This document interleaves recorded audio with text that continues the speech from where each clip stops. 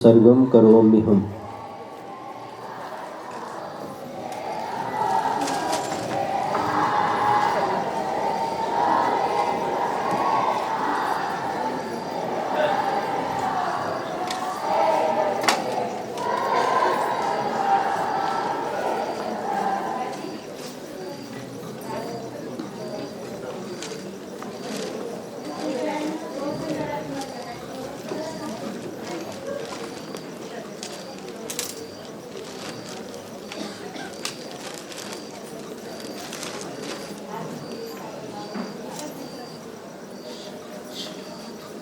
अंकित भैया नमो अरिहंताणं नमो सिद्धाणं नमो आयर्याणं नमो वज्रायाणं नमो लोये सव्वसाहुणं मोक्षमार्गस्य नेतारं भेत्तारं कर्मभूभृतां ज्ञातारं विश्वतत्त्वानां वन्दे तद्गुणलब्धये।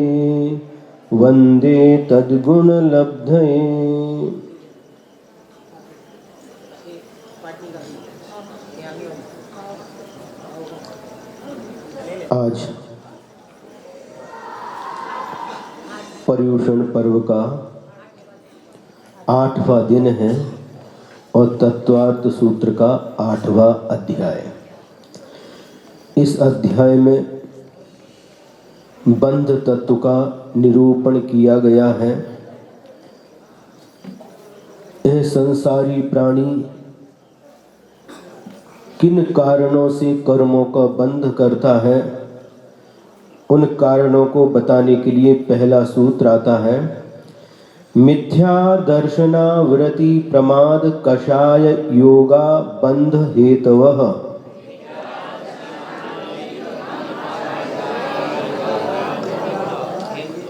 मिथ्या दर्शन, अविरति, प्रमाद, कषाय और योग ये बंध के हेतव यानी हेतु हैं, यानी कारण हैं। सबसे पहला कारण है मिथ्या दर्शन। तत्वों का यथार्थ श्रद्धा नहीं होना मिथ्या दर्शन कहलाता है। मिथ्या दर्शन के 2 भेद भी हैं और 5 भेद भी हैं। जब 2 भेद करते हैं तो ग्रहीत मिथ्या दर्शन और अग्रहीत मिथ्या दर्शन, ये 2 भेद हो जाते हैं। और जब 5 भेद करते हैं तो एकांत मिथ्या दर्शन, विपरीत मिथ्या दर्शन, संशय मिथ्या दर्शन, वैनयिक मिथ्या दर्शन और अज्ञान मिथ्या दर्शन, इस प्रकार से ये 5 भेद भी हो जाते हैं। इनकी परिभाषा शास्त्रों से समझ लेना। दूसरे नंबर पर है अविरति। अविरति 2 प्रकार की होती हैं और इसके भेद 12 हो जाते हैं।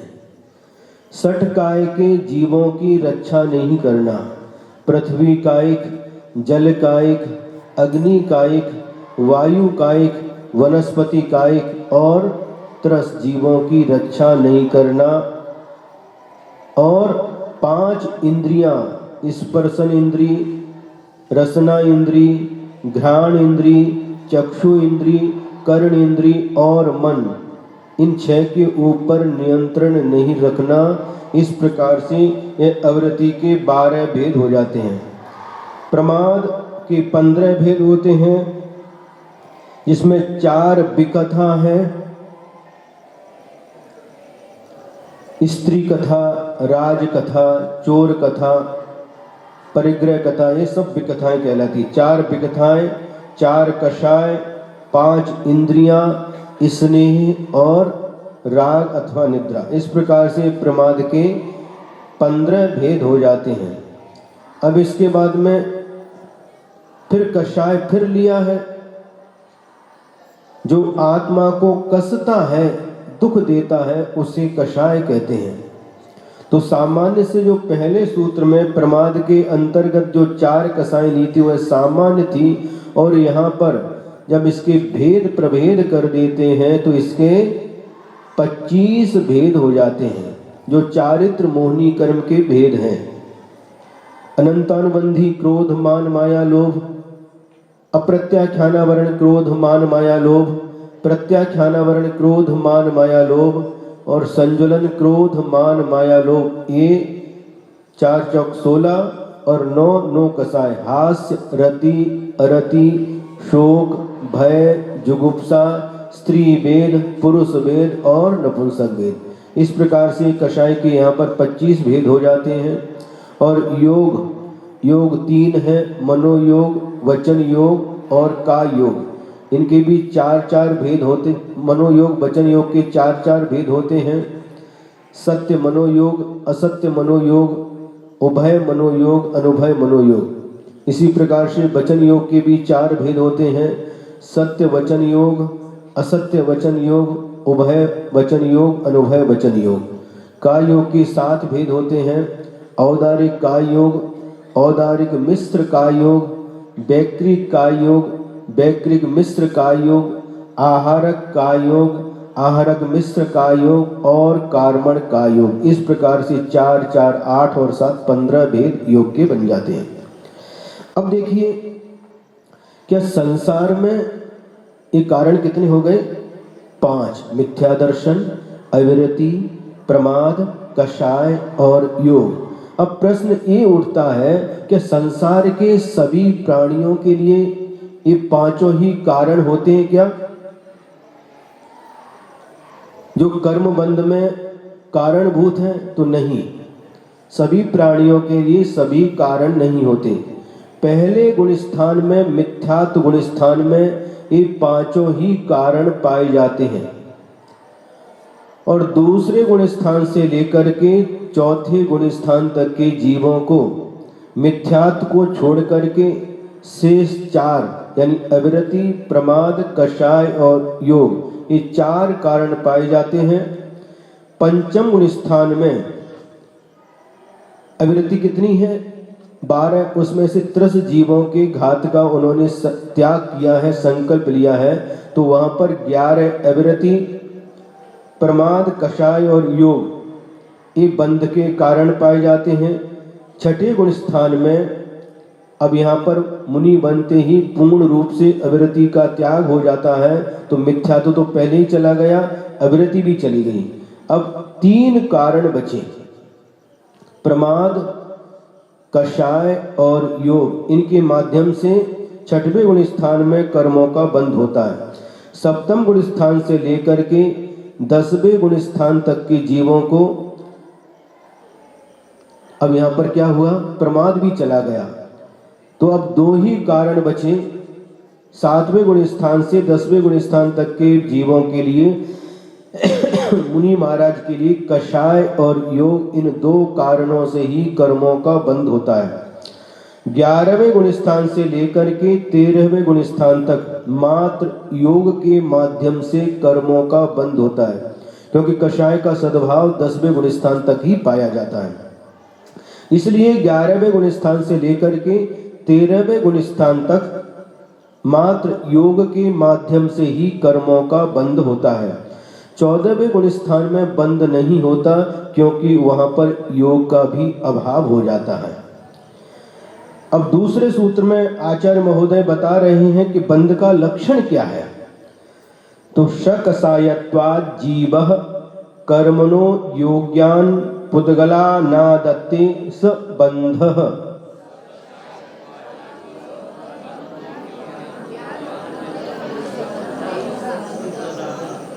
जीव कैसा जीव? सकसायत्वाद, जो कसायबान है। कसायबान होने से कौन? जीव। जीव कसायबान होने से कर्मणः यानी कर्म के, ये षष्ठी का एक वचन, कर्म के योग्यान योग्य पुद्गलान पुद्गलों को यानी कार्मण बरगणा रूप पुद्गल स्कंदों को आदत्ते जो ग्रहण करता है, सह वह पुद्गल स्कंदों का ग्रहण बंध कहलाता है। समझ में आ गया? फिर एक बार समझे। जो जीव कसायवान है और कसायवान होने से कर्मों के योग पुद्गलों को जो ग्रहण करता है, उसका वह ग्रहण बंध कहलाता है। अब इस बंध के कितने भेद होते हैं तो आगे का सूत्र देखें। प्रकृति स्थित अनुभव प्रदेशास्तत् विदेह।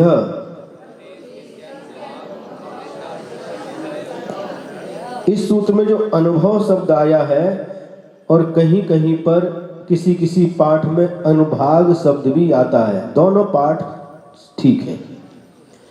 तो वह बंध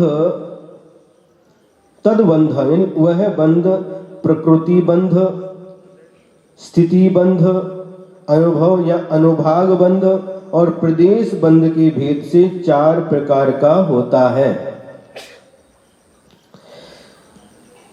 कर्मों में जो ज्ञान आदि के ढकने का जो स्वभाव है उसे प्रकृति बंध कहते हैं। ज्ञानावरण आदि कर्मों का अपने स्वभाव से च्युत नहीं होना स्थिति बंध कहलाता है।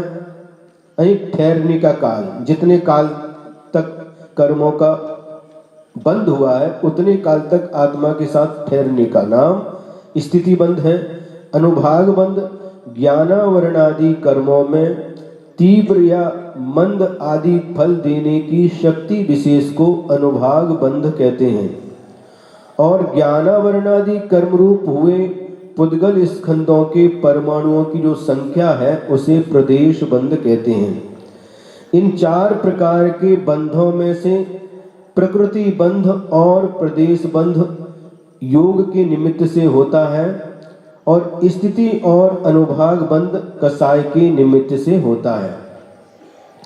अब प्रकृति बंध के मूल भेद आगे के सूत्र के द्वारा कहते हैं। आद्यो ज्ञान दर्शनावरण वेदनी मोहनी आयुर्नाम गोत्रांतरायाः।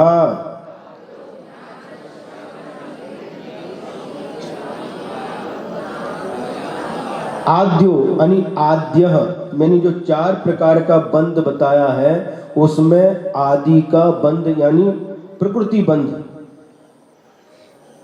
उसके ये भेद होते हैं। कौन से?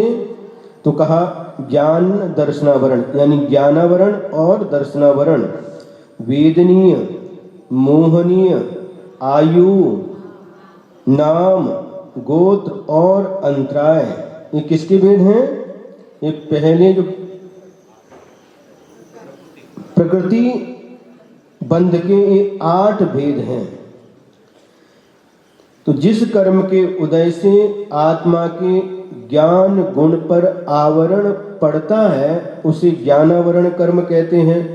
जिस कर्म के उदय से आत्मा के दर्शन गुण पर आवरण पड़ता है उसे दर्शनावरण कर्म कहते हैं। और जिस कर्म के उदय से यह जीव सुख दुख का वेदन करता है, संवेदन करता है, उसे वेदनी कर्म कहते हैं। और जिस कर्म के उदय से जीव अपने स्वरूप को भूलकर नांदनी में जो हथनी थी उसका नाम था माधुरी, उसका भी नाम था, बहुत सालों से थी, हमने देखा है। और अभी जो घटना घटी है कहां पर है? वनतारा में जो लेकर के गए हैं यह बिल्कुल भी उचित नहीं है, क्योंकि यह भी धन है। धन चेतन धन और अचेतन धन, गाय भैंस हाथी घोड़ा, इसको आचार्यों ने धन संज्ञा दी है। और इस प्रकार से किसी के धन को हड़पना, उसके ऊपर अपना अधिकार जताना यह किसी भी प्रकार से ठीक नहीं है।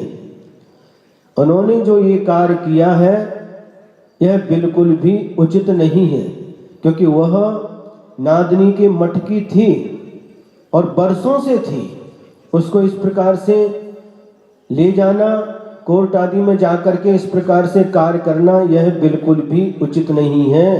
किसी के धन को हड़पना ये बिल्कुल भी योग्य नहीं है, यह अनीति है, अन्याय है। वह भी हमारा वो मटकी एक सदस्य के जैसी थी, सबके साथ हिल मिल करके रहती थी, बच्चों के साथ भी हिल मिल करके रहती थी। शायद एक दिन रविवार के दिन या कभी उनको जयसिंहपुर वगैरह में जाती थी, लोग उसको केले आदि खाने के लिए देते थे और यह बहुत अच्छे से धर्म की प्रभावना में निमित्त बनती थी। तो ये इसके लिए बहुत कोल्हापुर में, सांगली में और भी अन्य अन्य जगह इसका विरोध किया गया और विरोध करना उचित है, क्योंकि हमारी संपत्ति है। हमारी संपत्ति को आप कैसे ले सकते हैं? यह बिल्कुल भी उचित नहीं है। किसी के धन को, चाहे वह चेतन धन हो या अचेतन धन हो, उसको हड़पना यह बिल्कुल अनुचित है। अनीतिपूर्ण कार्य हुआ है, यह वापस आना चाहिए। नादनी के मठ में जिस प्रकार से आप लेकर के गए हैं, उसी प्रकार से नादनी के मठ में वापस ला करके सम्मान के साथ उसको छोड़ना चाहिए। छोड़ दिया? जिसको पता नहीं, बीच में बोलना नहीं, बीच में बोलने से डिस्टर्ब होता है। अभी नहीं छोड़ा है, जो है कौन, अंबानी, हाँ, उनका ये कार्य है कि ये ले गए हैं, तो इससे कितना समाज में क्षोभ हुआ है और इसके कारण वही अंबानी है। आपको चाहिए बनतारा के लिए जो उन्होंने जू खोला है, चिड़ियाघर, आप और कहीं से लाइए, लेकिन इस प्रकार से ले जाना ये बिल्कुल भी उचित नहीं है। अंबानी का कार्य है, ले गए, गलती हो गई, कोई बात नहीं, अब सम्मान के साथ उसको नादनी के मठ में वापस छोड़ना चाहिए। प्रसंग आया इसलिए बता दिया। तो यहां पर वर्णन क्या चल रहा था? आयु कर्म का। तो जिस प्रकार से सांकल में बंधा हुआ पशु या मनुष्य जिसके हाथ में हथकड़ी डाल दी और पैरों में बेड़ी डाल दी, वह एक स्थान पर उसको रुके रहना पड़ता है, उसी प्रकार से आयु कर्म, जो आयु प्राप्त हुई है, मनुष्य आयु, तो मनुष्य के शरीर में रोके रखता है। नरक आयु प्राप्ति हुई तो नरक के नारकी के शरीर में रोक करके रखता है। त्रियंच आयु है तो त्रियंच के शरीर में रोक करके रखता है। इस प्रकार से यह आयु कर्म का कार्य है, उदाहरण है। अब इसके बाद में कौन सा कर्म है? नाम कर्म। तो नाम कर्म के लिए उदाहरण दिया, जिस प्रकार से कोई चित्रकार अनेक प्रकार के चित्र बनाता है, रंग रोगन करता है, छोटे बड़े अलग अलग कलर के चित्र बनाता है, कभी हाथी का बनाता है, मनुष्य का बनाता है, बैल का बनाता है, खरगोश का बनाता है ना, हिरण का बनाता है। उसी प्रकार से यह नाम कर्म इस प्राणी को कभी मनुष्य, कभी घोड़ा, कभी कछुआ, कभी शेर, कभी सर्प, कभी सूकर, कभी कुत्ता, कभी बिल्ली, कभी चूहा आदि नाना प्रकार के रूप में, कभी गोरा, कभी काला। समझ रहे कि नहीं? या कई लोगों का नाम भी, सरनेम भी काला रहता, वो काला नहीं, किंतु जो वर्ण है, कभी गोरा, कभी काला, कभी छोटा, कभी बड़ा, कभी कुरूप, कभी सुंदर रूप, ये सारे के सारे जो हमें इस धरती पर जो विशेषताएं दिखाई देती हैं, जो वैषम्य दिखाई देता है, वह सभी इसी नाम कर्म का परिणाम है। अब इसके बाद में गोत्र कर्म। जिस प्रकार से कुम्हार छोटे बड़े आदि घड़े बनाता है, बर्तन बनाता है, उसी प्रकार से उच्च कुल और नीच कुल जो प्राप्त कराता है, वह गोत्र कर्म कहलाता है। अंतराय कर्म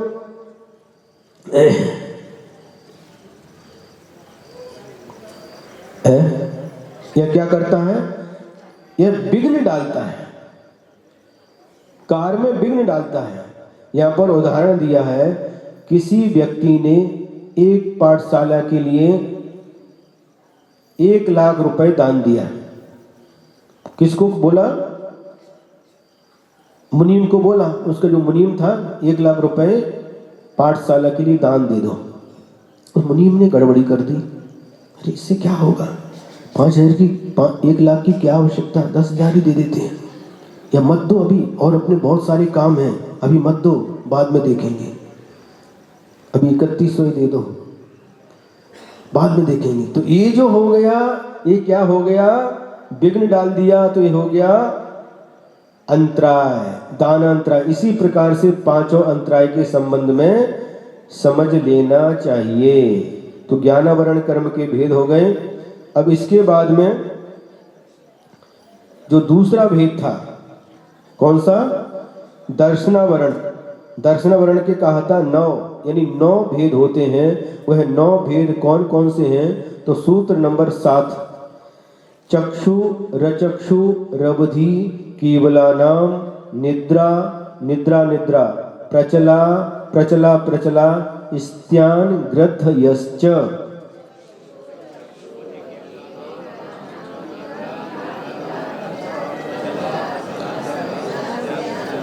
कई लोग इस सूत्र का पाठ चक्षुर चक्षुर ऐसा बोलते हैं। ये पाठ गलत है। कैसे बोलना? चक्षु रचक्षु रवधि। अब ये भेद बताए हैं, देखिए ये किसके भेद हैं? दर्शनावरण के। तो चक्षु दर्शनावरण, संधि तोड़ेंगे तो अचक्षु दर्शनावरण। ये क्या हुआ? यहाँ पर रा कैसे आ गया? नवले सर, रा कैसे आ गया? संधि तो है, किसका रा हो गया? यहां पर विसर्ग था, चक्षु विसर्ग था और सामने स्वर आ गया अ, अचक्षु का अ आ गया, और इसके बाद में अवधि का अ आया है। तो विसर्ग के बाद कोई स्वर आ जाए और विसर्ग के पहले यदि नामी हो, नामी किसे कहते हैं? अवर्ण को छोड़ करके से स्वर नामी कहलाते हैं। अवर्ण मतलब अ और आ को छोड़ करके शेष वर्ण नामी कहलाते हैं। यानी ई से लेकर के और औ अम अह तक ये सब नामी है। तो यहाँ पर विसर्ग के पहले क्या आया है? चक्षु में उ है। तो नामी के परे यदि विसर्ग आए और सामने कोई स्वर हो अथवा सामने कोई घोष हो तो उस विसर्ग का रेफ र बन जाता है, अर्ध रा। तो यहाँ पर विसर्ग का र बन गया और अचक्षु का अ रा में मिल गया तो र पूरा बन गया। तो चक्षु दर्शनावरण, अचक्षु दर्शनावरण, अवधि दर्शनावरण और केवल दर्शनावरण, ये कितने हो गए? 4। निद्रा निद्रा निद्रा, प्रचला प्रचला प्रचला और स्त्यान गृद्धि, ये 5 प्रकार की निद्राएं। 4 और 5 9। इस प्रकार से दर्शनावरण के 9 भेद हो गए। दर्शन की परिभाषा पहले बतलाई थी। किसी वस्तु का ज्ञान होने के पहले उस वस्तु का जो सामान्य प्रतिभास होता है उसका नाम दर्शन होता है। अब देखिए चक्षु दर्शनावरण, जिस कर्म के उदय से चक्षु इंद्रिय से होने वाले ज्ञान के पहले जो सामान्य अवलोकन का घात होता है, जो सामान्य अवलोकन होता है वह चक्षु दर्शन कहलाता है, और इस पर जो आवरण डालता है उसे चक्षु दर्शनावरण कहते हैं। जिस कर्म के उदय से चक्षु इंद्रिय को छोड़ करके, चक्षु दर्शन की परिभाषा क्या है? चक्षु इंद्रिय को छोड़ करके शेष 4 इंद्रिय और मन के द्वारा जो ज्ञान होता है और उस ज्ञान के पहले जो वस्तु का सामान्य आभास प्रतिभास होता है उसे अचक्षु दर्शन कहते हैं। और अचक्षु दर्शन पर जो आवरण डालता है इसे अचक्षु दर्शनावरण कहते हैं। अवधि ज्ञान के पहले जो सामान्य प्रतिभास होता है उसे अवधि दर्शनावरण, अवधि दर्शन कहते हैं। और अवधि दर्शन पर जो आवरण डालता है उसे अवधि दर्शनावरण कहते हैं। इसी प्रकार से केवल ज्ञान के पहले नहीं, ये 3 दर्शन पहले होते हैं, ज्ञान बाद में होता है।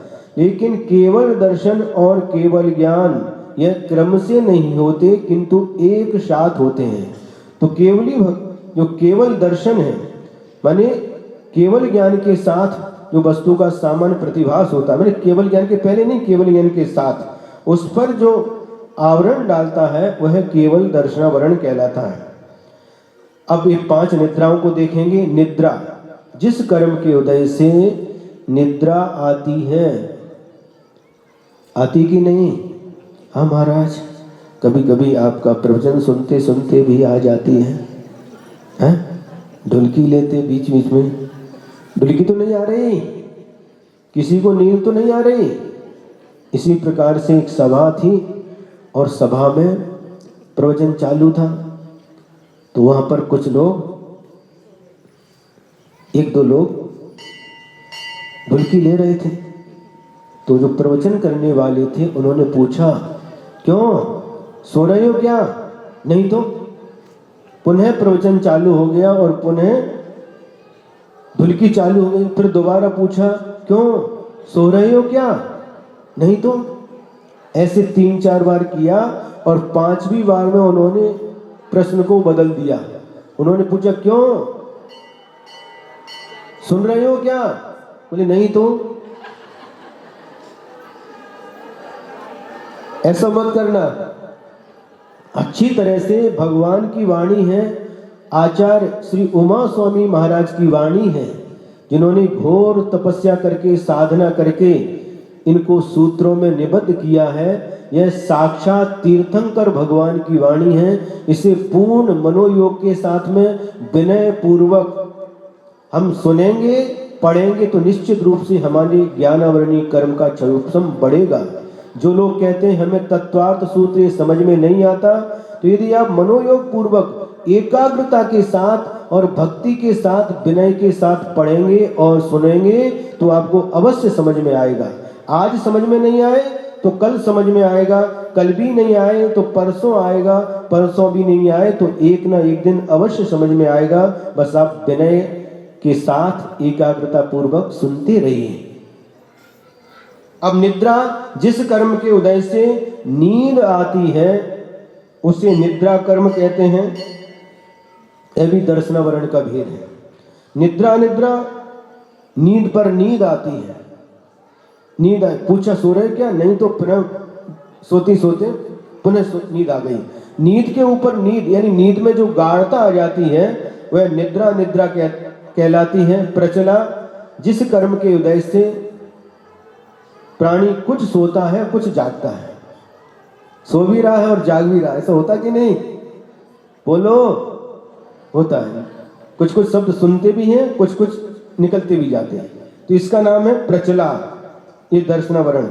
फिर प्रचला, जिस कर्म के उदय से सोते समय कुछ अंगोपांग भी चलते हैं और मुख से लार बहती है। सोते समय कई लोगों के मुख से लार आती ना, तो यह प्रचला नाम की निद्रा समझना चाहिए। स्त्यान वृद्धि, जिस कर्म के उदय से प्राणी सोते समय नाना प्रकार के भयंकर कार्य कर डालता है और जागने पर उसे कुछ मालूम नहीं रहता, यानी निद्रा के समय विशेष शक्ति प्रकट हो जाती है।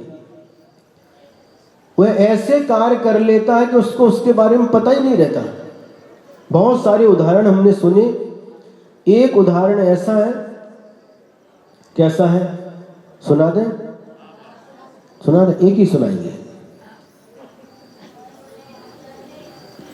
3-4 हम कौन सा सुनाइए सोच रहे हैं?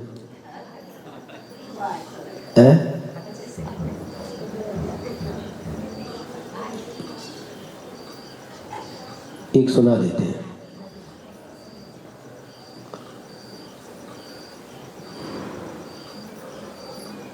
एक व्यक्ति रात्रि में नींद में जाता और नदी में तैरता। उसको तैरना नहीं आता था, घंटों तैरता और वापस आकर के घर में सो जाता, आता नींद में ही आता और सो जाता। सुबह देखते हैं कपड़े गीले क्यों हैं। घर के लोग पूछते गीले कपड़े कैसे रहते इसके, कुछ पता नहीं चलता। ये पूरे के पूरे कपड़े गीले हैं। कुछ बच्चे रहते हैं जो बिस्तर में ही, तो वो तो उससे तो पूरे कपड़े गीले नहीं होंगे, लेकिन पूरे के पूरे कपड़े गीले क्यों दिखते हैं। तो उनका इसका परीक्षा करना चाहिए। एक दिन प्रतिदिन का एक काम है दिख रहा है, डेली कपड़े गीले क्यों दिखते हैं। एक दिन क्या किया उन्होंने, छुप करके रात्रि में जागते ही क्या करते देखते हैं। रात में हो गया, दरवाजा खोला और वो व्यक्ति पीछे पीछे उसकी जाने लगा। और जाते समय देखा वो नदी के पास गया, नदी में कूद गया और देर तक नदी में तैरता रहा। अरे घर के लोग जो देख रहा परेशान, इसको तैरना नहीं आता, इतनी नदी में तैर रहा है। और वापिस आ गया, घर के लोगों को बताया इस प्रकार से जाता है, नदी में रात को तैरता है, ऐसा है। हाँ, इसको तो तैरना नहीं आता। उससे जब जागने के बाद पूछा कि तुमको तैरना आता, कि चलो, नहीं मुझे तैरना नहीं आता।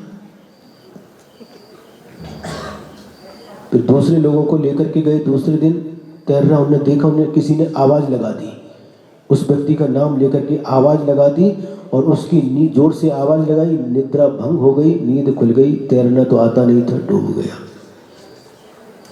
तो ऐसे भयंकर भयंकर कार्य इस निद्रा के स्त्यान वृद्धि, निद्रा के उदय में ऐसे भयानक भयानक कार्य हो जाते हैं। एक नई शादी हो गई, शादी होने के बाद जो घर में शादी होकर के आई और रात के समय जा गई और सारे के सारे आभूषण लेकर के गई और एक बहुत बड़ी शिला थी और शिला को उठा लिया और उसके नीचे आभूषण रख करके और बीच में पत्थर जैसे चूल रखते ना, छोटे पत्थर रख करके उसमें ऊपर बड़ी शिला रख दी। घर के लोग पूछ रहे, घर में वापिस आई, सब आभूषण किधर गए, आभूषण किधर गए, पता नहीं, चोरी हो गई, क्या हो गया पता नहीं। फिर क्या हुआ, एक दिन गई, अब किसी के मन में शंका आ गई, तो एक दिन उसने दरवाजा खोला, किसी की नींद खुली होगी, लगता है किसी से मिलने जाती है। दरवाजा खोला और वापिस गई, कहाँ जा रही इतनी रात में, तो किसी ने उसका पीछा किया और पीछा करके जब जा करके देखा, जिस शिला के नीचे आभूषण छिपा करके आई थी, उस शिला को ऐसे उठा करके रख दिया। जैसे आप लोग कोई छोटी वस्तु को उठा करके रख देते हैं, इतनी बड़ी शिला को जिसको 10 लोग भी 20 लोग भी नहीं उठा सकते, ऐसे उठा करके रख दिया और सारे के सारे आभूषण पहने और वापस घर आ गई। उन्होंने बताया ऐसा ऐसा हुआ। तो ये सब जो कार्य घटित होते हैं, ये स्त्यान वृद्धि निद्रा के उदय में घटित होते हैं, इतना समझना चाहिए। इस प्रकार से ये दर्शन वर्ण कर्म के कितने भेद हो गए, 9 भेद हो गए।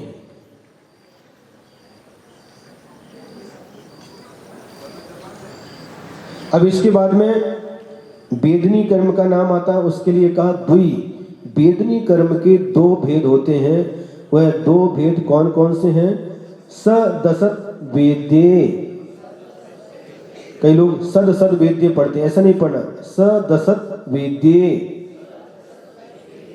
सद वेद्य द्विवचन है, सद वेद्य और असद वेद्य। वेद यानी वेदनी कर्म, सद यानी साता, साता वेदनी और असाता वेदनी। सद वेद और असद वेद के भेद से वेदनी कर्म के 2 भेद हैं। जिस कर्म के उदय से शारीरिक और मानसिक सुख प्राप्त होता है, उस कर्म को सद्वेद या साता वेदनी कर्म कहते हैं। और जिस कर्म के उदय से संसारी प्राणी को नाना प्रकार के दुख प्राप्त होते हैं, उसे असद्वेद्य या असाता वेदनी कर्म कहते हैं। यानी जिस कर्म के वजह से जीव सुख दुख का अनुभव करते हैं, उसे वेदनी कर्म कहते हैं। अब इसके बाद में क्रम आता है मोहनी कर्म का। तो मोहनी कर्म के लिए कहा था अष्टाविंशति, है ना। मोहनी कर्म के 28 भेद होते हैं। अब सूत्र को पढ़ेंगे।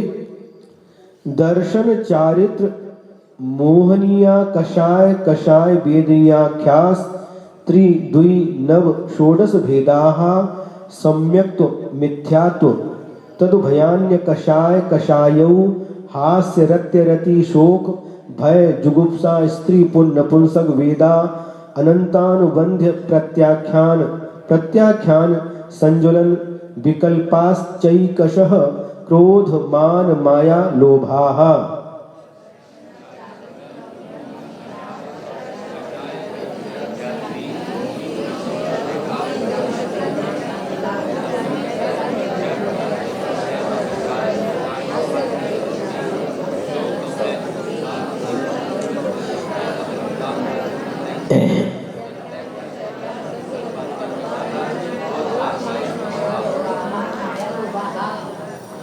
तो मोहिनी कर्म में सबसे पहले कहा, देखिए सूत्र को देखिए, दर्शन चारित्र है।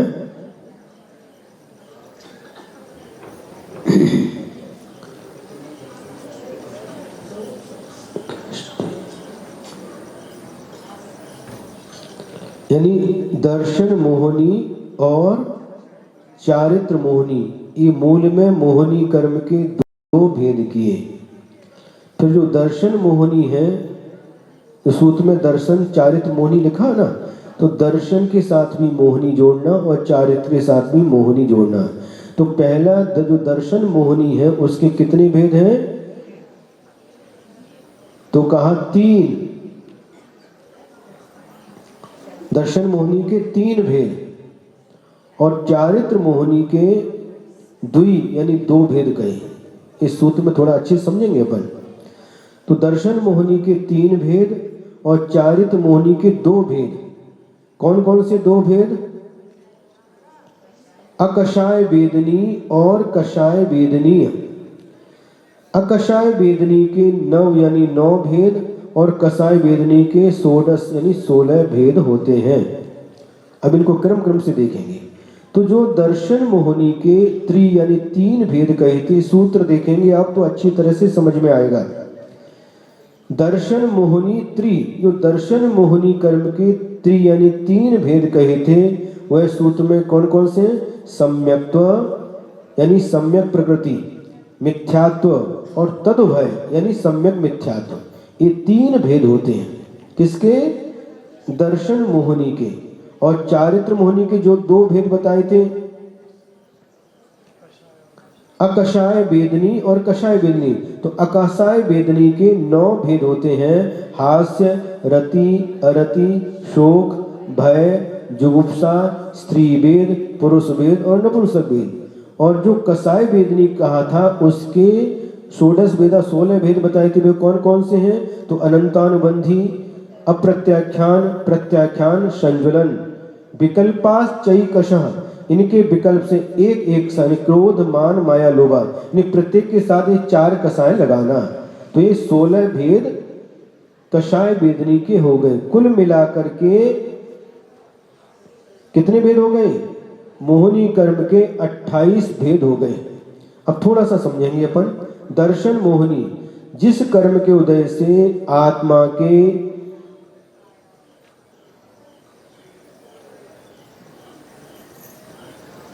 दर्शन गुण का घात होता है, यानी सम्यक्त गुण का घात होता है, वह दर्शन मोहनी कर्म कहलाता है। इसके जो 3 भेद बताए थे, मिथ्यात्व तो पता ही है, सम्यक मिथ्यात्व भी पता है। मिथ्यात्व और सम्यक रूप मिश्र परिणाम में तीसरे गुण स्थान में जो परिणाम होते मिले हुए। और जो सम्यक प्रकृति यानी जिसके कारण से यह सम्यक प्रकृति सम्यक का घात तो नहीं करती, किंतु उसमें चल मल अगाड़ दोष उत्पन्न करती है। चल दोष क्या होता है? ये क्या दोष है? जैसे शांतिनाथ भगवान शांति के करता है, पार्श्वनाथ भगवान विघ्न के हरता है। शनि अमावस्या के दिन, वहां शनिवार के दिन कहाँ मुनि सुब्रतनाथ भगवान के पास जाओ,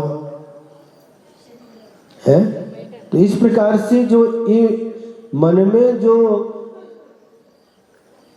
भाव उत्पन्न होता है, इस सम्यक प्रकृति कहलाती है। इससे सम्यक्तों का घात तो नहीं होता, किंतु सम्यक्त में दोष लगता है। सारे के सारे तीर्थंकर भगवान वीतरागी हैं, हितोपदेशी हैं, सर्वज्ञ हैं और एक समान गुण वाले हैं। इसमें इस प्रकार का ये भेद करना ये ठीक नहीं है।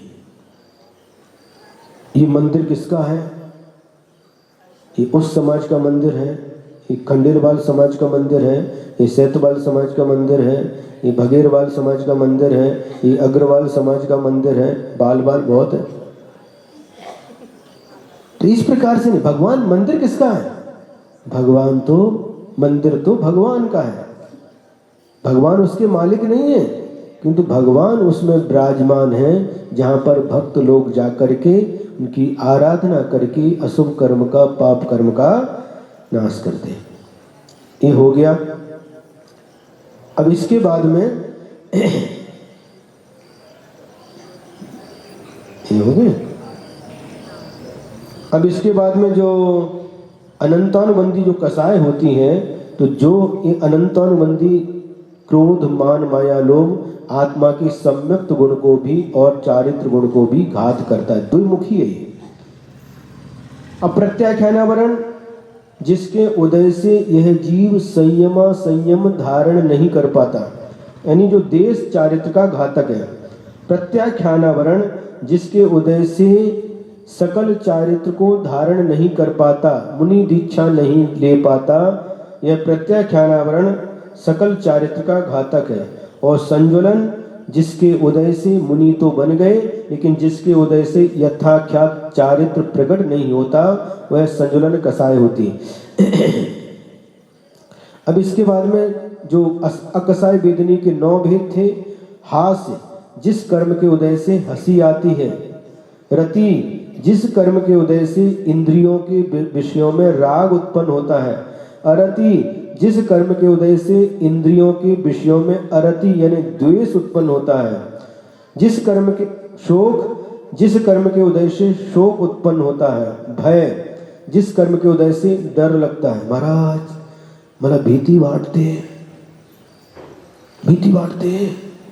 भय लगता कि नहीं? किस कारण से?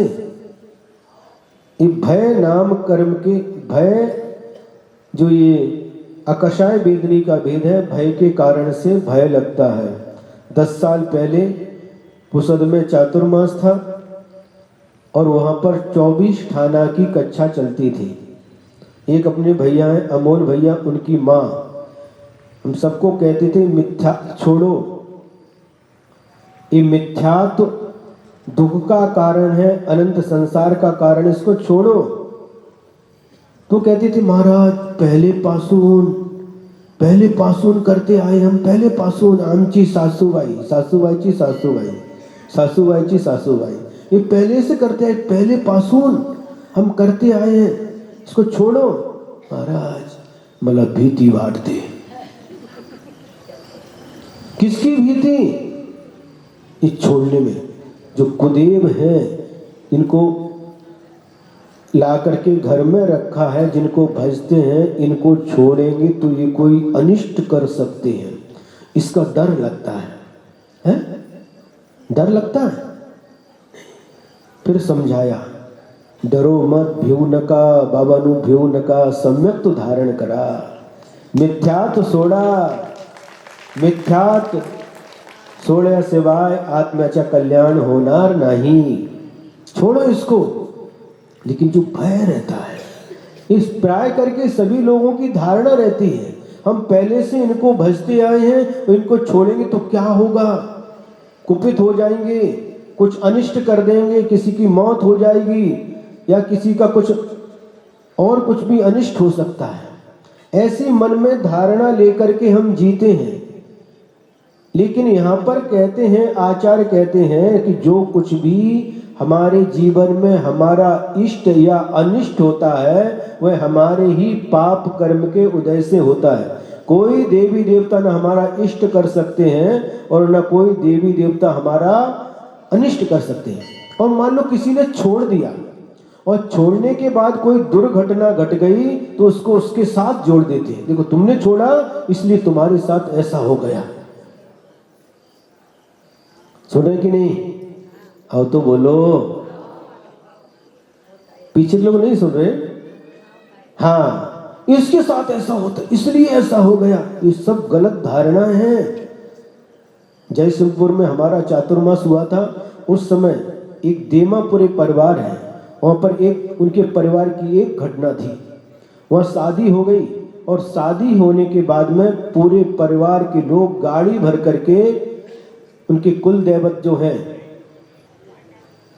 कुल देवता हुमचा, वहां पर जा रहे थे। वो भेद किए। फिर जो दर्शन मोहिनी है, तो सूत्र में दर्शन चारित्र मोहिनी लिखा है ना, तो दर्शन के साथ भी मोहिनी जोड़ना और चारित्र के साथ भी मोहिनी जोड़ना। तो पहला जो दर्शन मोहिनी है उसके कितने भेद हैं? तो कहा 3। दर्शन मोहिनी के 3 भेद और चारित्र मोहिनी के 2 यानी 2 भेद कहे। इस सूत्र में थोड़ा अच्छे समझेंगे अपन। तो दर्शन मोहिनी के 3 भेद और चारित्र मोहिनी के 2 भेद। कौन कौन से 2 भेद? अकषाय वेदनी और कषाय वेदनीय। अकषाय वेदनी के 9 यानी 9 भेद और कषाय वेदनी के 16 यानी 16 भेद होते हैं। अब इनको क्रम क्रम से देखेंगे। तो जो दर्शन मोहिनी के 3 यानी 3 भेद कहे थे, सूत्र देखेंगे आप तो अच्छी तरह से समझ में आएगा। दर्शन मोहिनी 3, जो दर्शन मोहिनी कर्म के 3 यानी 3 भेद कहे थे, वह सूत्र में कौन कौन से? सम्यक्त्व यानी सम्यक प्रकृति, मिथ्यात्व और तदुभय यानी सम्यक मिथ्यात्व। ये 3 भेद होते हैं किसके? दर्शन मोहिनी के। और चारित्र मोहिनी के जो 2 भेद बताए थे, अकषाय वेदनी और कषाय वेदनी। तो अकषाय वेदनी के 9 भेद होते हैं। हास्य, रति, अरति, शोक, भय, जुगुप्सा, स्त्री वेद, पुरुष वेद और नपुंसक वेद। और जो कषाय वेदनी कहा था उसके 16 वेदा 16 भेद बताए थे, वे कौन कौन से हैं? तो अनंतानुबंधी, अप्रत्याख्यान, प्रत्याख्यान, संज्वलन, विकल्पाश्चैकशः। इनके विकल्प से एक एक सा क्रोध, मान, माया, लोभा, प्रत्येक के साथ ये 4 कषाय लगाना। तो ये 16 भेद कषाय वेदनी के हो गए। कुल मिलाकर के कितने भेद हो गए?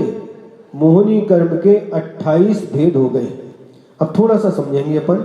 दर्शन मोहिनी, जिस कर्म के उदय से आत्मा के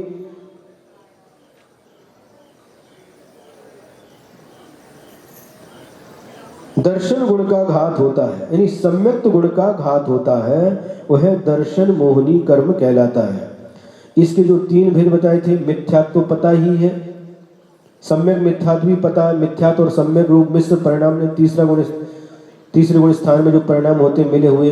और जो सम्यक प्रकृति यानी जिसके कारण से यह सम्यक प्रकृति सम्यक का घात तो नहीं करती, किंतु उसमें चल मल अगाड़ दोष उत्पन्न करती है।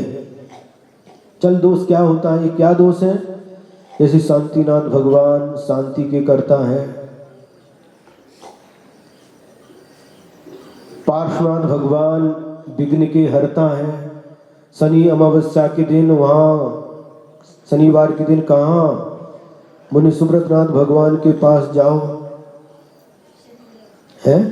तो इस प्रकार से जो ये मन में जो भाव उत्पन्न होता है, इस सम्यक प्रकृति कहलाती है। इससे सम्यक्त्व का घात तो नहीं होता, किंतु सम्यक्त्व में दोष लगता है। सारे के सारे तीर्थंकर भगवान वीतरागी हैं, हितोपदेशी हैं, सर्वज्ञ हैं और एक समान गुण वाले हैं। इसमें इस प्रकार का ये भेद करना ये ठीक नहीं है। ये मंदिर किसका है? ये उस समाज का मंदिर है, ये खंडेरवाल समाज का मंदिर है, ये सैतवाल समाज का मंदिर है, ये भगेरवाल समाज का मंदिर है, ये अग्रवाल समाज का मंदिर है। बाल बाल बहुत है। तो इस प्रकार से नहीं, भगवान मंदिर किसका है?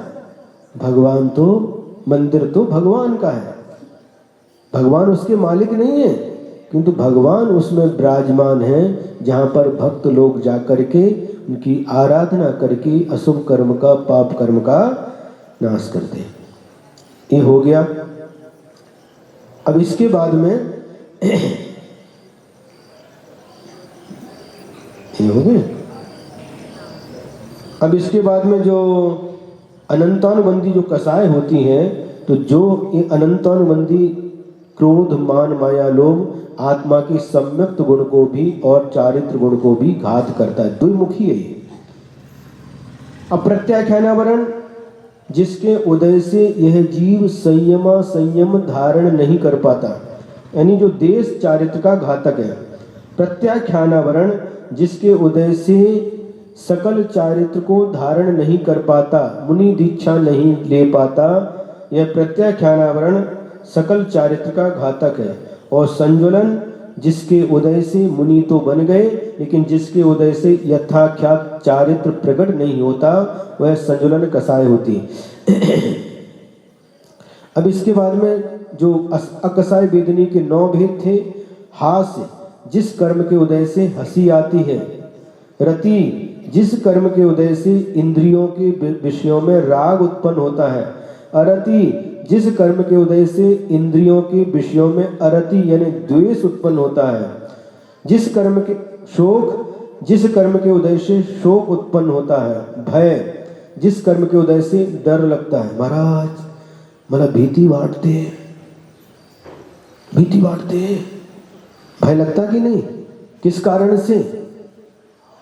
ये भय नाम कर्म के, भय जो ये अकसाय वेदनी का भेद है, भय के कारण से भय लगता है। 10 साल पहले पुसद में चातुर्मास था और वहाँ पर 24 ठाना की कक्षा चलती थी। एक अपने भैया हैं अमोल भैया, उनकी माँ हम सबको कहते थे मिथ्या छोड़ो, ये मिथ्या तो दुख का कारण है, अनंत संसार का कारण, इसको छोड़ो। तो कहते थे महाराज पहले पासून करते आए हम, पहले पासून आमची सासूबाई, सासूबाईची सासूबाई, सासूबाईची सासूबाई, ये पहले से करते आए, पहले पासून हम करते आए हैं, इसको छोड़ो। महाराज मतलब भीति बांटते। किसकी भीति? इस छोड़ने में। जो कुदेव है इनको ला करके घर में रखा है, जिनको भजते हैं, इनको छोड़ेंगे तो ये कोई अनिष्ट कर सकते हैं, इसका डर लगता है? डर लगता है। फिर समझाया, डरो मत, भ्यू नका बाबानु, भ्यू नका, सम्यक तो धारण करा, मिथ्यात सोडा, मिथ्यात सोड्या सिवाय आत्म्याचा कल्याण होणार नहीं। छोड़ो इसको। लेकिन जो भय रहता है, इस प्राय करके सभी लोगों की धारणा रहती है, हम पहले से इनको भजते आए हैं, तो इनको छोड़ेंगे तो क्या होगा? कुपित हो जाएंगे, कुछ अनिष्ट कर देंगे, किसी की मौत हो जाएगी या किसी का कुछ और कुछ भी अनिष्ट हो सकता है। ऐसी मन में धारणा लेकर के हम जीते हैं। लेकिन यहाँ पर कहते हैं, आचार्य कहते हैं कि जो कुछ भी हमारे जीवन में हमारा इष्ट या अनिष्ट होता है, वह हमारे ही पाप कर्म के उदय से होता है। कोई देवी देवता न हमारा इष्ट कर सकते हैं और न कोई देवी देवता हमारा अनिष्ट कर सकते हैं।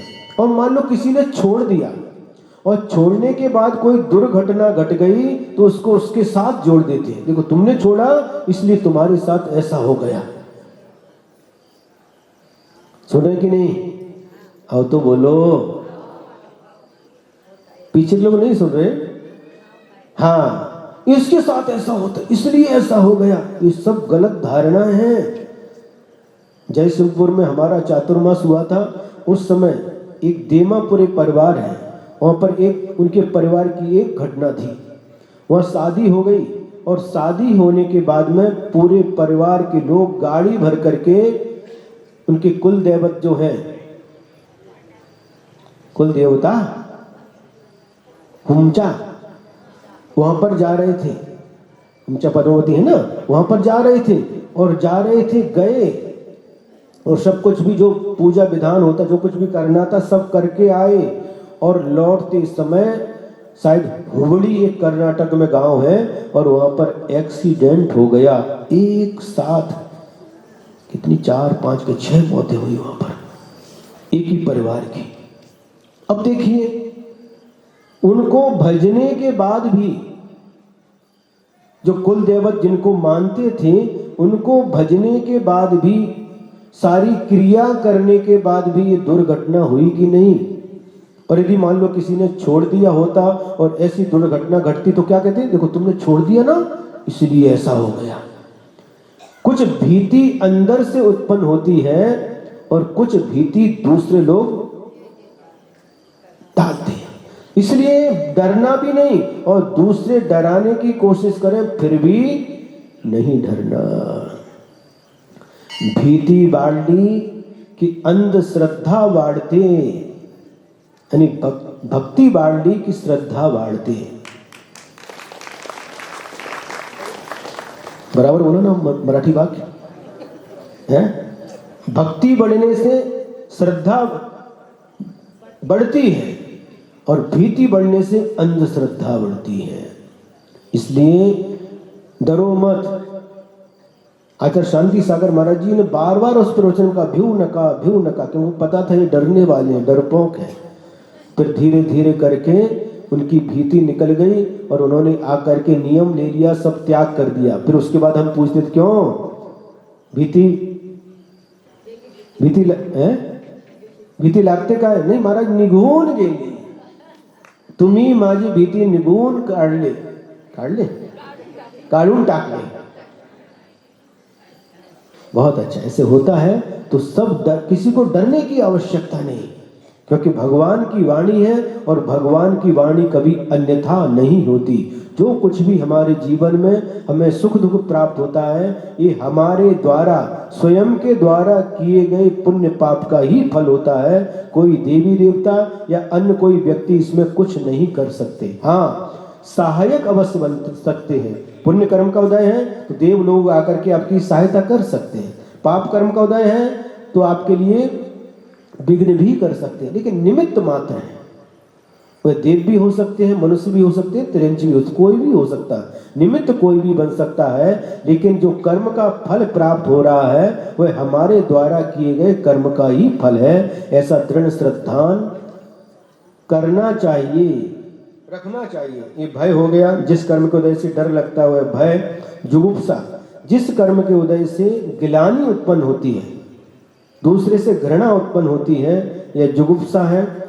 स्त्री वेद, जिस कर्म के उदय से पुरुष के प्रति अभिलाषा उत्पन्न होती है वह स्त्री वेद। जिस कर्म के उदय से स्त्री के प्रति अभिलाषा उत्पन्न होती है वह पुरुष वेद। और जिस कर्म के उदय से दोनों के प्रति अभिलाषा होती है नपुंसक वेद। इस प्रकार से मोहिनी कर्म के 28 भेदों का संक्षेप से वर्णन हुआ। अब आगे का कर्म है कौन सा कर्म? आयु। और आयु कर्म के लिए कहा था चतुः। आयु कर्म के 4 भेद होते हैं। तो आयु कर्म के 4 भेद कौन कौन से हैं? नारक, तैर्यक,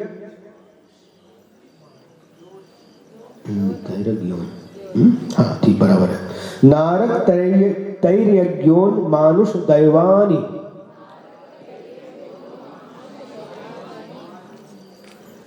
नारक आयु, नरक आयु, त्रियंच आयु, मनुष्य आयु और देवायु, ये आयु कर्म के 4 भेद हैं। तो इसको समझ लो थोड़ा। जिस कर्म के उदय से प्राणी नारकी के शरीर में रुका रहता है उसे नरकायु कहते हैं। जिस कर्म के उदय से यह जीव त्रियंच के शरीर में रुका रहता है उसे, उनकी हाइट बहुत कम, बामन संस्थान।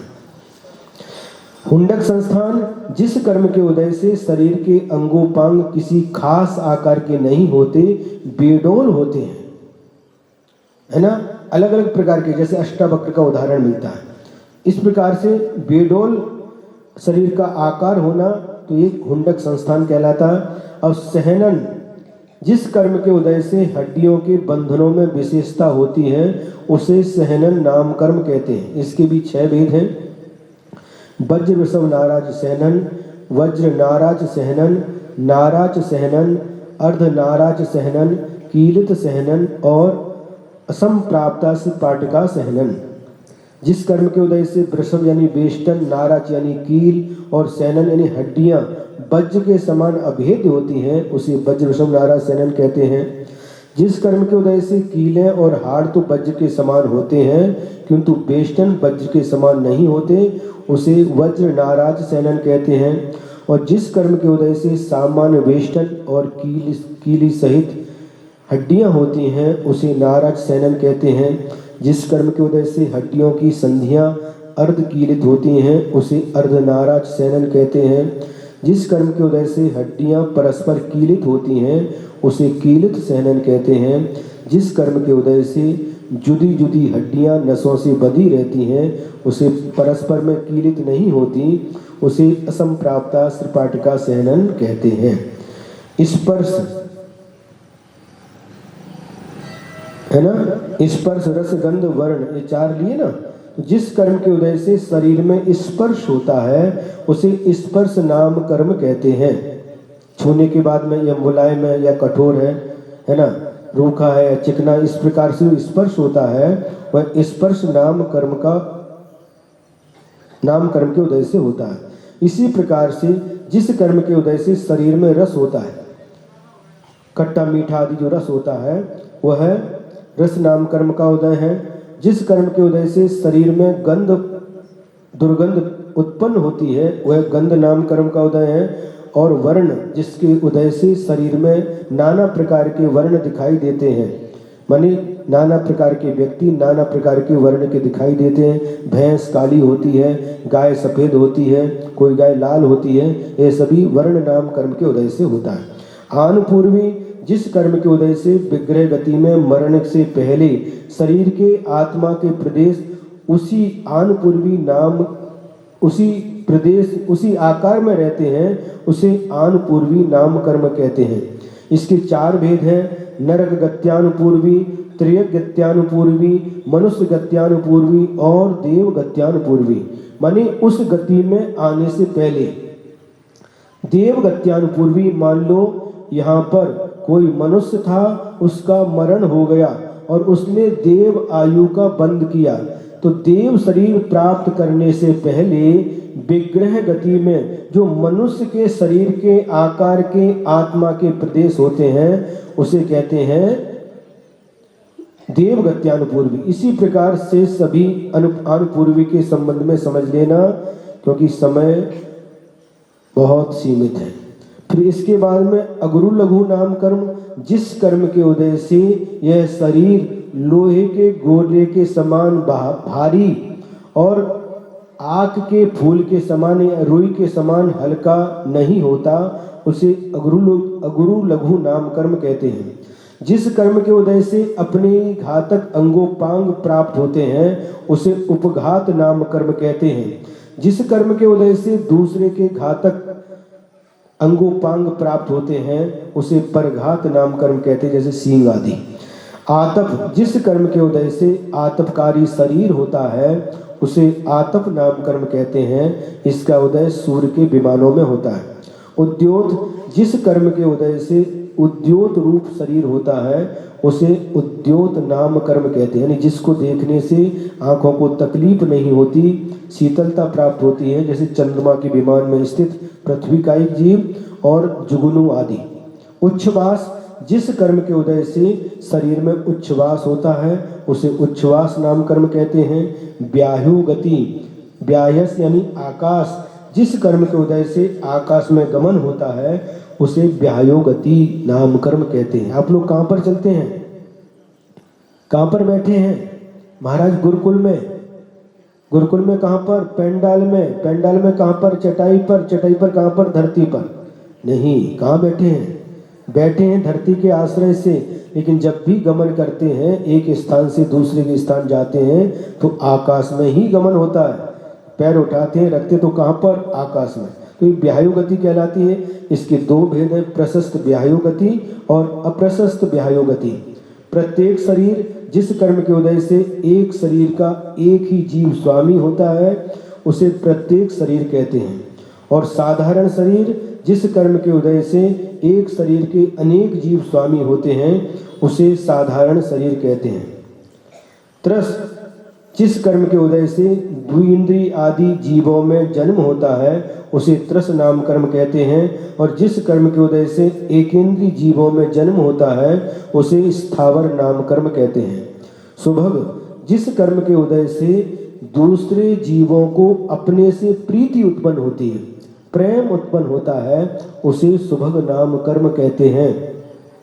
और दुर्भग जिस कर्म के उदय से दूसरे जीव अपने से प्रीति नहीं करते, अप्रीति करते हैं, इसे दुर्भग नाम कर्म कहते हैं। सुस्वर जिस कर्म के उदय से सुरीला स्वर प्राप्त होता है उसे, जैसे अपने ऋषभ सागर महाराज, सुरीला स्वर जिस कर्म के उदय से प्राप्त होता है वह सुस्वर नाम कर्म कहलाता है, और जिस कर्म के उदय से खराब स्वर प्राप्त होता है उसे दुस्वर नाम कर्म कहते हैं। जैसे गधा, कौवा, इसकी आवाज कैसी लगती है, उनकी आवाज। शुभ जिस कर्म के उदय से मस्तक आदि अवयव सुंदर मालूम होते हैं उसे शुभ नाम कर्म कहते हैं, और जिस कर्म के उदय से शरीर के अवयव देखने में अच्छे नहीं लगते उसे अशुभ नाम कर्म। जिस कर्म के उदय से दूसरों को नहीं रोकने वाला और दूसरों से नहीं रुकने वाला शरीर प्राप्त होता है उसे सूक्ष्म शरीर नाम कर्म कहते हैं, और जिस कर्म के उदय से दूसरे को रोकने वाला और दूसरे से रुकने वाला स्थूल शरीर प्राप्त होता है उसे बादर नाम कर्म कहते हैं। जिस कर्म के उदय से अपने योग पर्याप्तियां पूर्ण होती हैं उसे पर्याप्ति नाम कर्म कहते हैं। जिस कर्म के उदय से जीव के एक भी पर्याप्ति पूर्ण नहीं होती उसे अपर्याप्ति नाम कर्म कहते हैं। स्थिर जिस कर्म के उदय से शरीर की धातुएं रस, रुधिर, मांस, मेदा, हाड़, मज्जा, शुक्र आदि और उपधातुएं बात, पित्त, कफ आदि अपने स्थान में स्थिरता को प्राप्त होती हैं उसे स्थिर कर्म कहते हैं। अस्थिर जिस कर्म के उदय से शरीर की धातु और उपधातुएं अपने स्थान में स्थिर नहीं रहती उसे अस्थिर नाम कर्म कहते हैं। आदेय जिस कर्म के उदय से शरीर में प्रवाह विशेष चमक प्राप्त होती है उसे आदेय नाम कर्म कहते हैं। जिस कर्म के उदय से शरीर में प्रवाह नहीं होती उसे अनादेय नाम कर्म कहते हैं। यशः कीर्ति जिस कर्म के उदय से संसार में जीव की प्रशंसा होती है, लोग प्रशंसा करते हैं, उसे यशः कीर्ति नाम कर्म कहते हैं। और जिस कर्म के उदय से संसार में जीव की निंदा होती है, अपयश होता है, उसे अयस कीर्ति नाम कर्म कहते हैं। और तीर्थ करत्व नाम कर्म जिस कर्म के उदय से तीर्थंकर पद की प्राप्ति होती है, तीन लोक में क्षोभ उत्पन्न करने वाली या तीर्थंकर प्रकृति जिस कर्म के उदय से प्राप्त होती है उसे तीर्थंकर नाम कर्म कहते हैं। विस्तार ज्यादा है क्योंकि सबसे बड़ा परिवार इसी नाम कर्म का, इसके 93 भेद हैं। अब गोत्र कर्म के भेद बताते हैं। उच्चैर नीचैश्च, गोत्र कर्म के 2 भेद होते हैं, उच्च गोत्र और नीच गोत्र। जिस कर्म के उदय से प्राणी ऊंच या नीच कुल में जन्म लेता है उसे क्रमशः उच्च गोत्र या नीच गोत्र कहते हैं। उच्च गोत्र कैसे कहते हैं? जो लोकमान्य, लोक में जिसकी मान्यता है, ऐसे उच्च कुल में जो जन्म लेता है वह उच्च गोत्र कहलाता है। और लोक में जिसकी निंदा होती है, ऐसे लोक निंद कुल में जिसका जन्म होता है वह नीच गोत्र कहलाता है। इसके और विशेष भेद आचार्य जब सठ खंडागम ग्रंथ पढ़ाते थे तो एक वहां पर श्लोक आया था, वहां पर 6 भेद किए थे। उच्च उच्च उच्च, उच्च नीच, नीच उच्च, नीच और नीच नीच, इस प्रकार से 6 भेद किए थे। इसका समय का अभाव होने से विशेष उल्लेख नहीं कर रहे हैं। अब इसके बाद में अंतराय कर्म के भेद बताते हैं। अंतराय कर्म के कितने भेद कहा था? तो कहा था 5, और 5 अंतराय कर्म के भेद कौन कौन से हैं? दान लाभ भोगोपभोग वीर्याणाम। अंतराय कर्म के 5 भेद हैं: दानांतराय, लाभांतराय, भोगांतराय, उपभोग अंतराय और वीर्यांतराय। जिस कर्म के उदय से दान देने की इच्छा होते हुए भी प्राणी दान नहीं कर सकता, उसे दानांतराय कर्म कहते हैं। समझ में आया कि नहीं? दान देने की इच्छा है लेकिन फिर भी नहीं दे पा रहे हैं।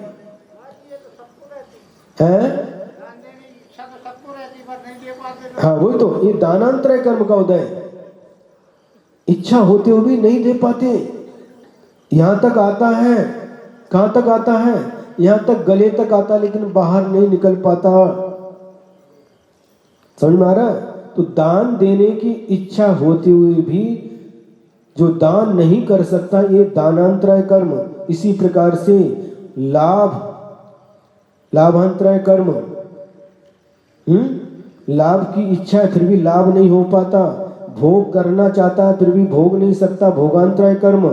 उपभोग अंतराय कर्म, उपभोग की इच्छा है लेकिन फिर भी उपभोग नहीं कर सकता। और वीर्यांतराय कर्म, शक्ति में जो बाधा आती, कार्य करना चाहता है लेकिन शक्ति के अभाव में उस कार्य को नहीं कर पाता। ये लाभांतराय और भोगांतराय दोनों अलग अलग हैं। लाभांतराय, मान लो किसी वस्तु की आपने चाह रखी, लाभांतराय कर्म का क्षयोपशम हो गया तो आपको उस वस्तु का लाभ हो गया। लेकिन यदि भोगांतराय कर्म का क्षयोपशम नहीं है तो लाभ होते हुए भी आप उस वस्तु का भोग नहीं कर सकते। मान लो आपके मन में, एक उदाहरण दे रहे, गुलाब जामुन खाने की इच्छा हुई, आपको लाभांतराय कर्म का क्षयोपशम था, गुलाब जामुन सामने आ गया, लेकिन भोगांतराय कर्म का क्षयोपशम नहीं था। तो डॉक्टर ने कहा आपको शुगर बढ़ी हुई है, मीठा खाने की बात तो दूर, देखना भी नहीं। अब क्या हो गया? लाभ तो हुआ लेकिन भोगांतराय कर्म का उदय होने से उसका भोग नहीं कर पाए। इसी प्रकार से उपभोग की वस्तुओं के बारे में भी समझ लेना चाहिए। अब देखिए, अब प्रकृति बंद हो गया, प्रकृति बंद हुआ। अब यहां पर स्थिति बंद का वर्णन करते हैं। आदितस्त्रिसृणामन्तरायस्य च 63 सागरोपम कोटि कोट्यः परास्थितिः।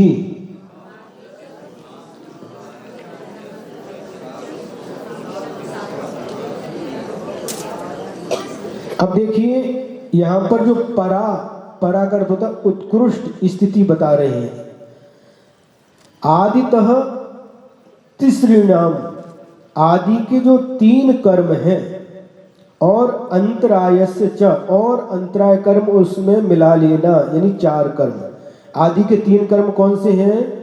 तो ज्ञानावरणी, दर्शनावरणी और वेदनी, और इसमें अंतराय कर्म को और मिला लेना। इन चारों कर्मों की उत्कृष्ट स्थिति 63 सागरोपम कोटि कोट्यः, यानी 63 यानी 30 सागरोपम, कोड़ा कोड़ी।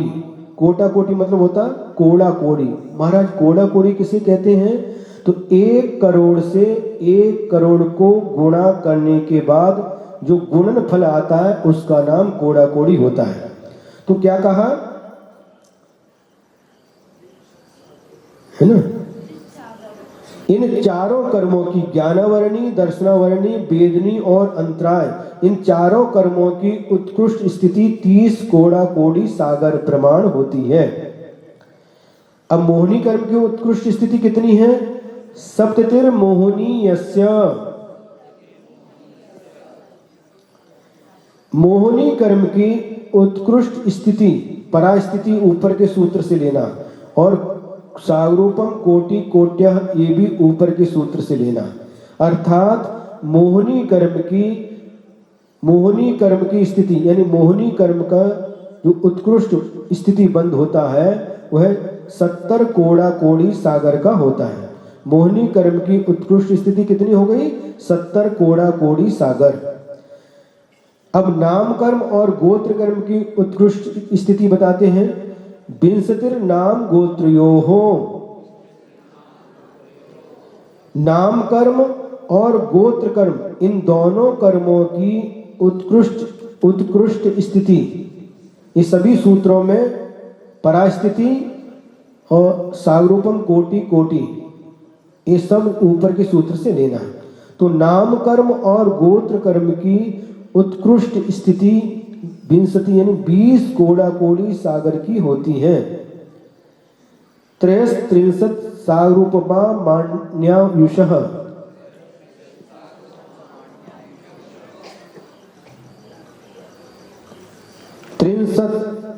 33 सागरूपम,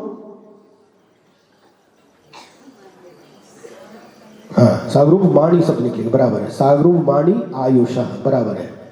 हमको लगा ये मनुष्य यहाँ पर कहाँ से आ गया। सागरूप वाणी यानी आयु कर्म की उत्कृष्ट स्थिति 33 सागरूपम है। आयु कर्म की उत्कृष्ट स्थिति कितनी है? 33 सागर प्रमाण। अब वेदिनी कर्म की जघन स्थिति उत्कृष्ट स्थिति बता दी। अब जघन स्थिति कितनी होती है? तो अपरा 12 मुहूर्ता वेदनी यस्य। सूत्र नंबर 14 में उत्कृष्ट के लिए परा शब्द का प्रयोग किया था और यहाँ पर जघन्य के लिए अपरा शब्द का प्रयोग किया है। यानी स्थिति अपरा यानी जघन्य स्थिति किसकी? वेदनी यस्य, वेदनी कर्म की जघन्य स्थिति 12 मुहूर्ता यानी 12 मुहूर्त होती है। नाम गोत्रयो रष्टौ, नाम कर्म की और गोत्र कर्म की जघन्य स्थिति 8 मुहूर्त होती है।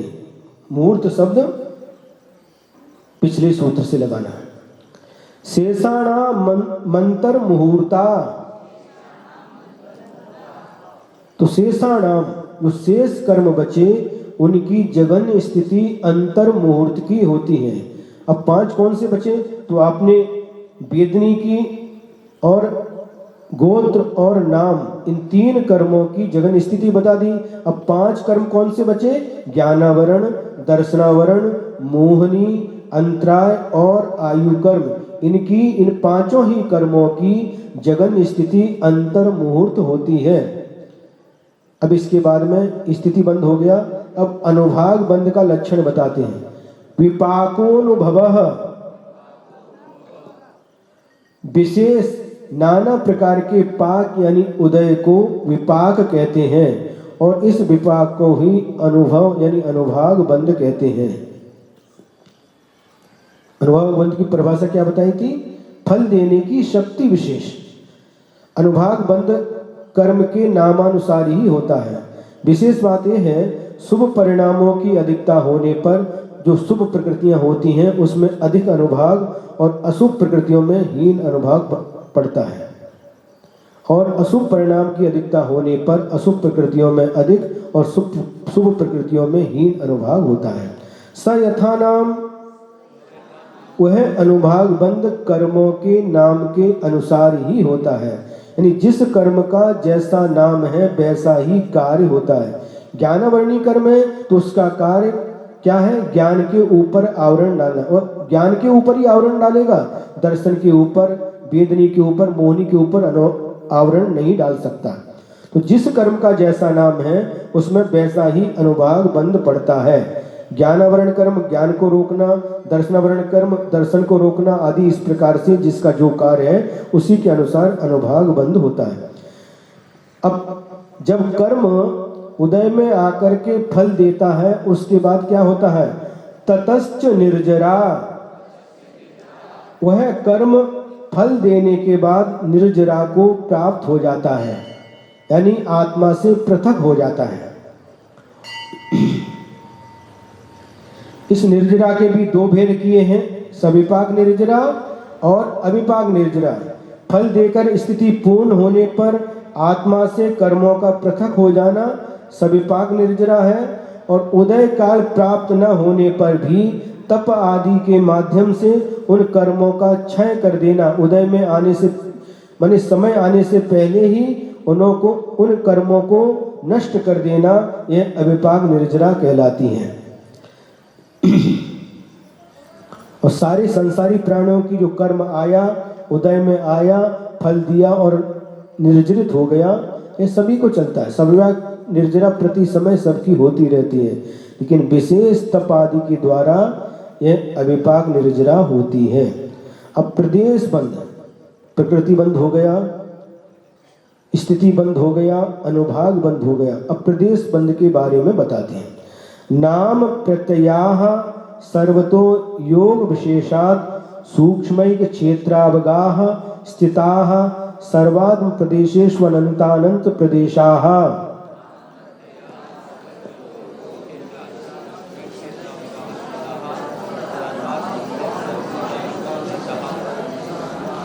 नाम प्रत्ययाः माने ज्ञानावरण आदि कर्म प्रकृतियों के कारणभूत, सर्वतः यानी सभी ओर से या प्रति समय, योग विशेषात जो 3 योग बताए थे, मनोयोग, वचन योग, काय योग, इन योग के विशेष से सूक्ष्मैक क्षेत्र अवगाह स्थिताः, सूक्ष्म और एक क्षेत्र अवगाह रूप से स्थित, सर्वात्म प्रदेशेषु आत्मा के संपूर्ण प्रदेशों में, अनंतानंत प्रदेशाः जो कर्म रूप पुद्गल के अनंतानंत प्रदेश हैं, उनको प्रदेश बंध कहते हैं।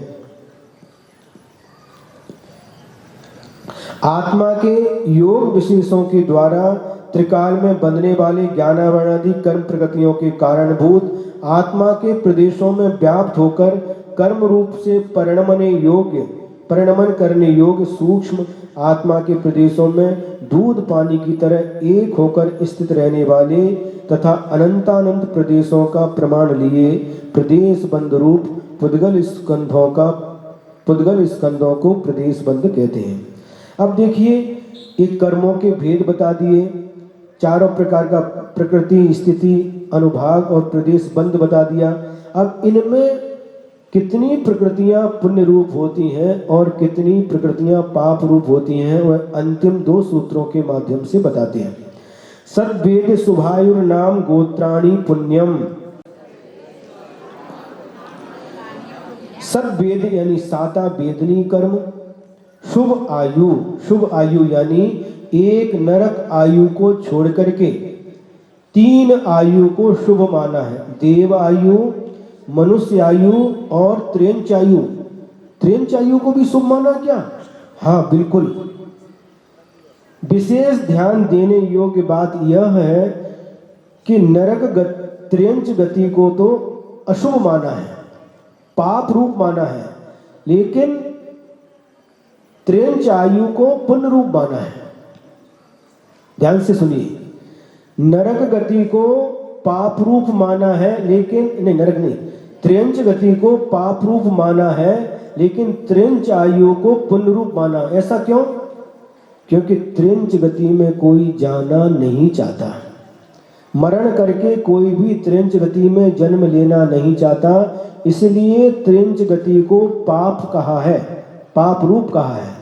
और त्र्यंच गति में जो चला गया, त्र्यंच गति में जिसका जन्म हो गया, फिर वह वहां से मरना नहीं चाहता, इसलिए त्र्यंच आयु को पुण्य रूप कहा है। इतना अंतर समझना। तो सद्वेद यानी साता वेदनी कर्म में से साता वेदनी कर्म, शुभ आयु, ये 3 आयु। कौन सी 3 आयु? देवायु, मनुष्य आयु, त्र्यंच आयु। और शुभ नाम और गोत्र, शुभ गोत्र यानी उच्च गोत्र। जो नाम कर्म है, तो नाम कर्म में से पुण्य रूप भी प्रकृति है और पाप रूप भी। इनका विस्तार करने का समय नहीं है, आप लोग शास्त्र से अच्छी तरह से समझ सकते हैं।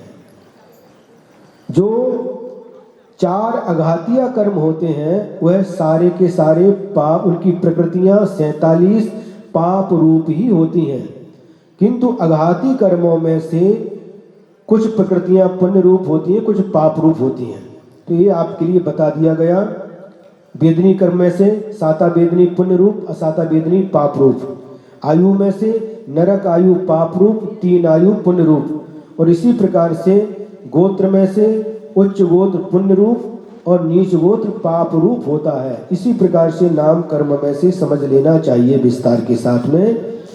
अब देखिए अतोन्यत पापम, अब इनसे जो भिन्न बची, नहीं साता वेदनी को निकाल दो तो असाता वेदनी, शुभ आयु को निकाल दो तो अशुभ आयु, शुभ नाम को निकाल दो तो अशुभ नाम, और उच्च गोत्र को निकाल दो तो नीच गोत्र। ये सारी की सारी पाप प्रकृतियां होती हैं।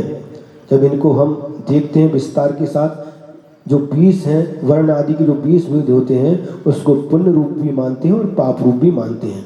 तो 100 प्रकृतियां ये पाप रूप हो जाती हैं और 68 प्रकृतियां पुण्य रूप। इस प्रकार से संक्षेप से आज इस तत्वार्थ सूत्र के 8वें अध्याय का वर्णन किया गया। जिनवाणी स्तुति करेंगे। यदर्थमात्रा पदवाक्यहीनं मया प्रमादाद् किंचनोक्तं तन्मे क्षमित्वा विदधातु देवी सरस्वती केवलबोधिलब्धिं। बोधिः समाधिः परिणामशुद्धिः स्वात्मोपलब्धिः शिवसौख्यसिद्धिः। चिंतामणिं चिन्तितवस्तुदाने त्वं वन्द्यमानस्य ममास्तु देवी, त्वं वन्द्यमानस्य ममास्तु देवी। 9 बार नमोकार मंत्र।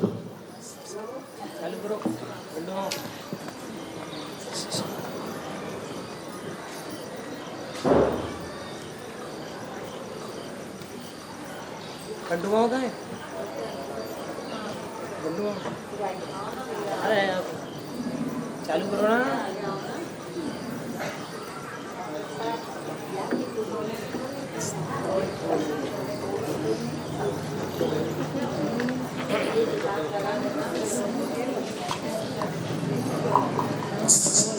जय बोलिए द्वादशांग जिनवाणी माता की।